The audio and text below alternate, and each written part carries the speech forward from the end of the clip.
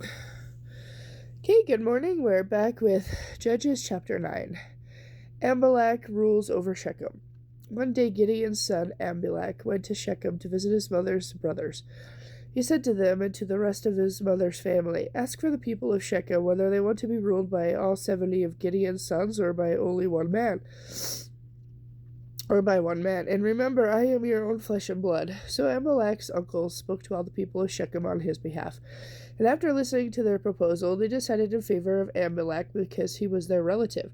They gave him 70 silver coins from the temple of Baal Beroth, which he used to hire some soldiers who agreed to follow him. He took the soldiers to his father's home at Oprah, and there, on one stone, they killed, all 70 of his half-brothers.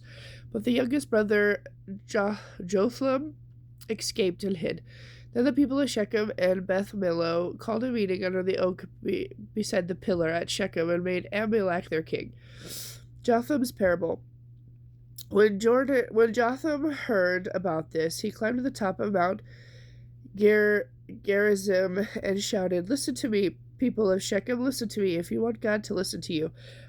Once upon a time, the trees decided to elect a king. First, they said to the olive tree, "Be our king," but it refused, saying, "Should I quit producing the olive oil that blesses both God and people, just wave back and forth over the trees?"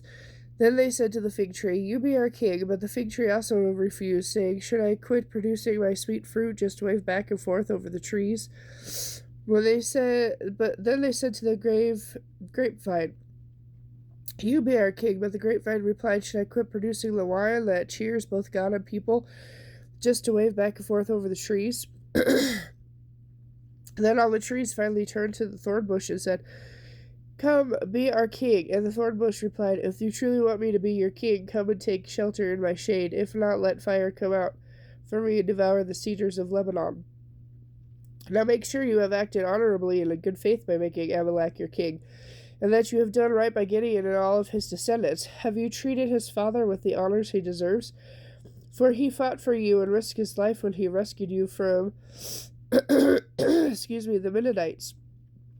But now you have revolted against my father and his descendants, killing his 70 sons on one stone.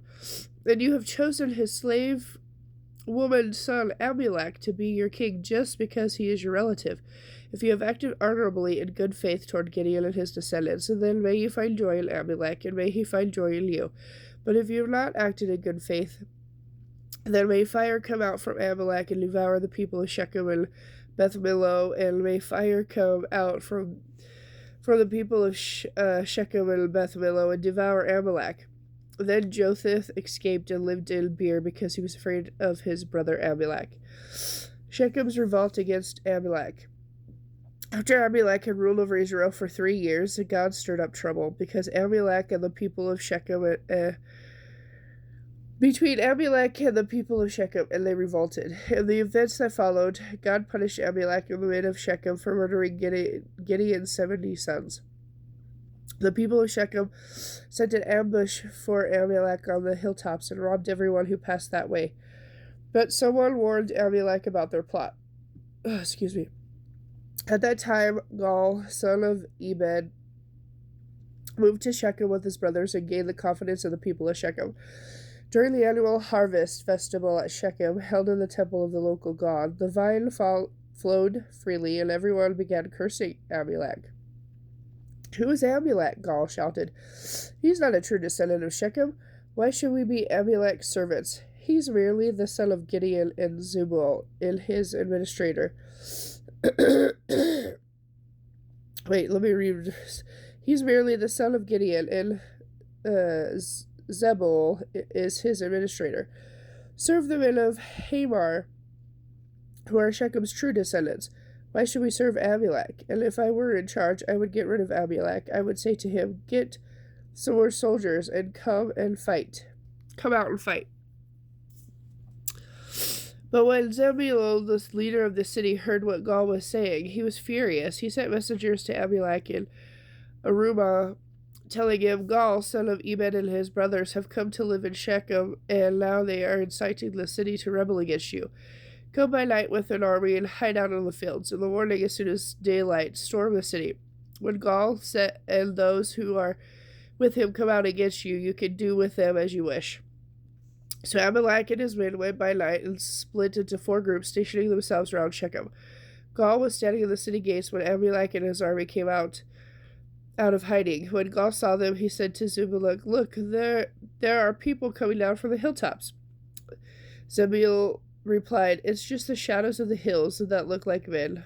But again, Gaul said, "No, people are coming down from the hills." And another group is coming down the road past the diviner's oak.